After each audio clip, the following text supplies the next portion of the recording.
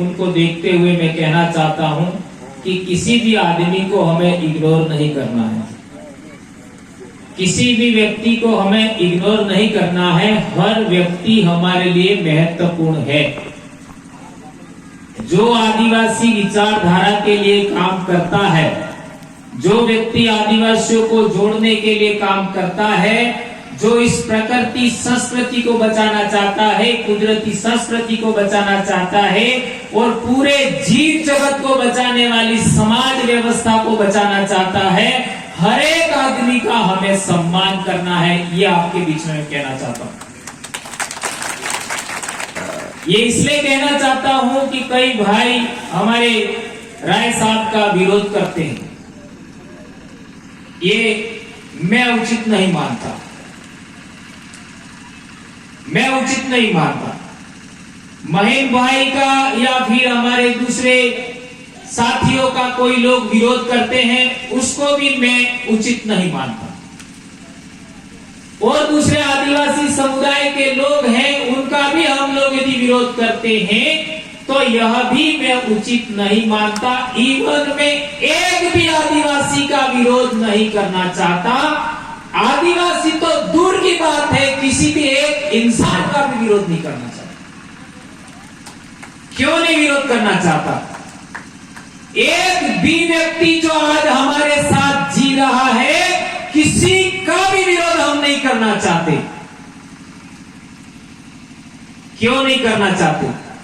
हम इसलिए नहीं करना चाहते हैं कि आदिवासी पूर्वज ये मानते आए हैं कि जो व्यक्ति अभी हमारे साथ जी रहा है वो पुनः इस धरती पर कभी लौट के वापस नहीं आएगा। ये हमारे पूर्वज मानते हैं। इसलिए हर एक व्यक्ति आज जो हमारे साथ जी रहा है, हर एक महत्वपूर्ण है, क्योंकि वो दोबारा इस धरती पर वापस नहीं आएगा।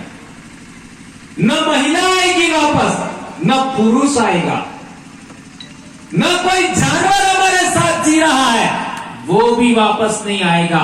लेकिन उसका डीएनए इस धरती पर जीवित रहेगा, इसकी गारंटी है।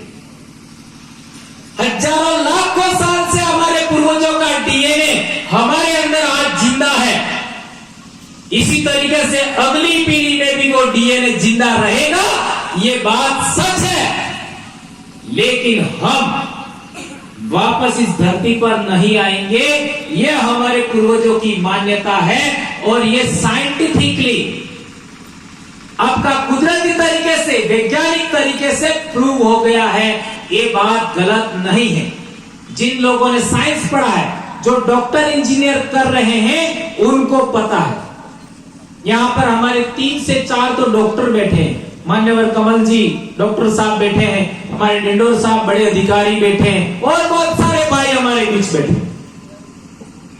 जिन लोगों का स्टडी बहुत बढ़िया है, जिन लोगों का जानकारी बहुत अच्छा है, उन तमाम लोगों को मालूम है कि एक एक इंसान की कितनी वैल्यू है।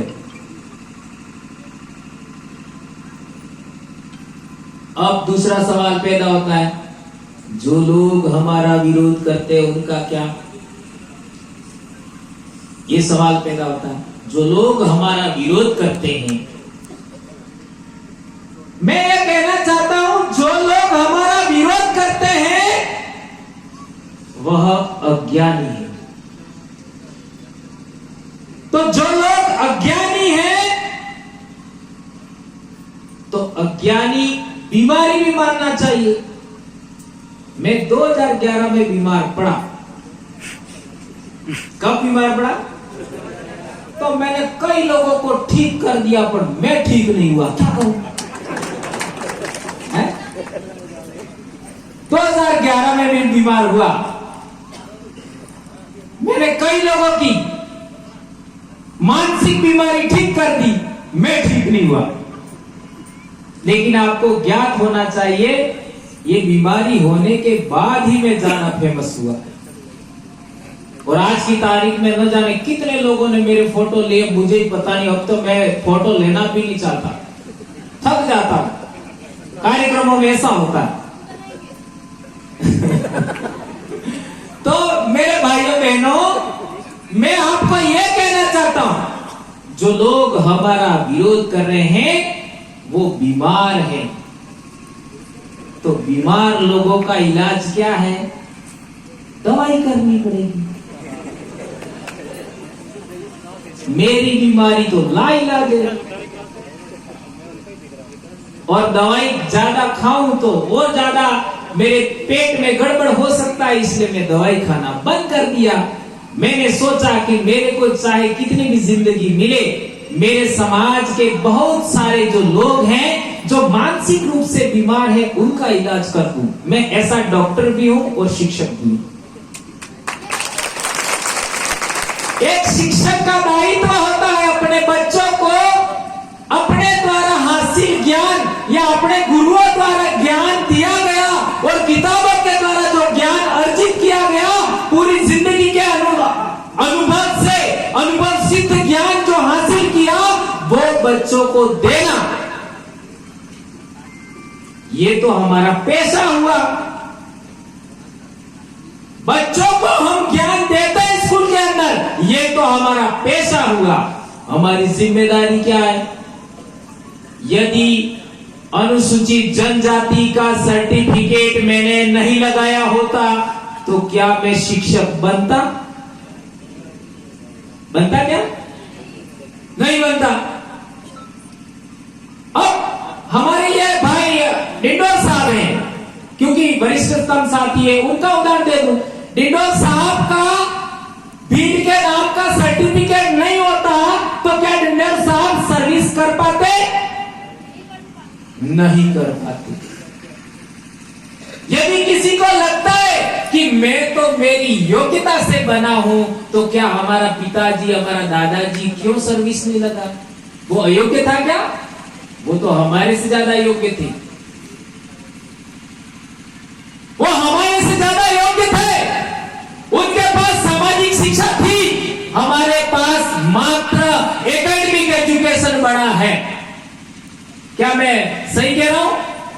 अकादमिक एजुकेशन हमारा बड़ा है। वो भी शिक्षित थे, वो सामाजिक शिक्षा थी। तो एक शिक्षक का यह भी दायित्व होना चाहिए कि अपने समाज का सामाजिक शिक्षा का जो ज्ञान है वो अपने द्वारा हासिल किया गया है, वो समाज को भी देना चाहिए। केवल बच्चों को देना पेशा है, जिसके बदले पैसा मिलता है हमको। पैसा का मतलब व्यवसाय, जिसके बदले हमको पेमेंट मिलती है, पैसा मिलता है, वेतन मिलता है।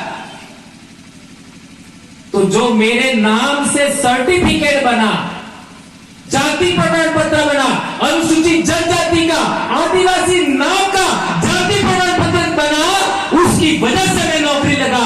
उसके लिए मैंने क्या किया? उसके लिए मैंने क्या किया? तो उसके लिए मैं कर्ज चुका रहा हूं मेरे समाज को। भंवरलाल परमार के नाम का सर्टिफिकेट नहीं है, भील आदिवासी समाज का मैं बेटा हूं, उसके नाम से सर्टिफिकेट बना है।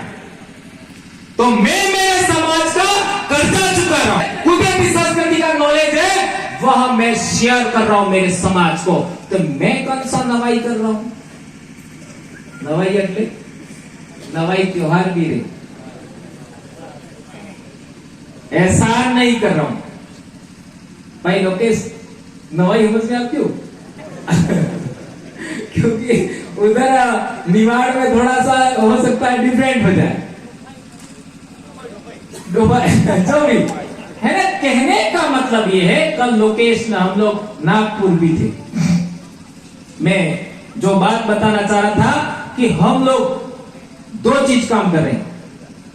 एक काम तो हमको जो वेतन मिल रही है उसके लिए हम लोग हमारे पेशे के प्रति हम जिम्मेदार हैं और विश्वसनीयता से काम कर रहे हैं, वो हमारी नौकरी है। और हमने हमारा समाज का सर्टिफिकेट लगाया, इस वजह से हम समाज सेवा का काम कर रहे हैं। कल हम लोग भाई लोकेश ने, उनको आप पूछ सकते हैं, हम लोग गए थे नागपुर।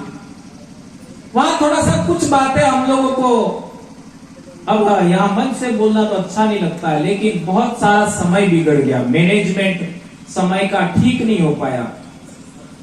और मन संचालन भी थोड़ा सा आदिवासी परिवार अपना जैस का है, उस तरीके का क्वालिटी का मुझे तो ठीक नहीं लगा। इस वजह से वो इसलिए रखना चाहता हूं कि वो बहुत महत्वपूर्ण बात है। कई लोग हमको कहते हैं आप भील के नाम पर मत बोलो, आप आदिवासी के नाम पर बोलो। आदिवासी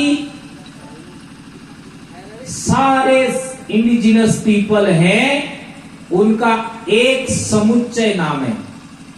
ऐसे ऐसे समझ में आया? सबको मिला करके ये आदिवासी बना, बरोबर है? अब मुझे बता दीजिए आदिवासी होने की पहली पहचान क्या है? आदिवासी होने की पहली पहचान क्या है? बताइए आप में से कोई भी है? बहन बोल रही है, बेटी बोल रही है, बोली। एग्जैक्टली, बहुत सही बात बताई, बोली। बहुत सही बात बताई, बोली हमारी पहचान है, प्रथम कसौटी। अब बताइए आदिवासी बोली होती है क्या? आदिवासी बोलियां हो सकती है, बोली नहीं होती। ध्यान रखो, आदिवासी बोलियां हो सकती है, आदिवासी बोली नहीं होती। बगोरा जी ये बहुत इंपॉर्टेंट बात कह रहा हूं। तो बोली कौन सी है? भीली। बोली कौन सी है? भीली। भीली बोली में आदमी को क्या कहते हैं?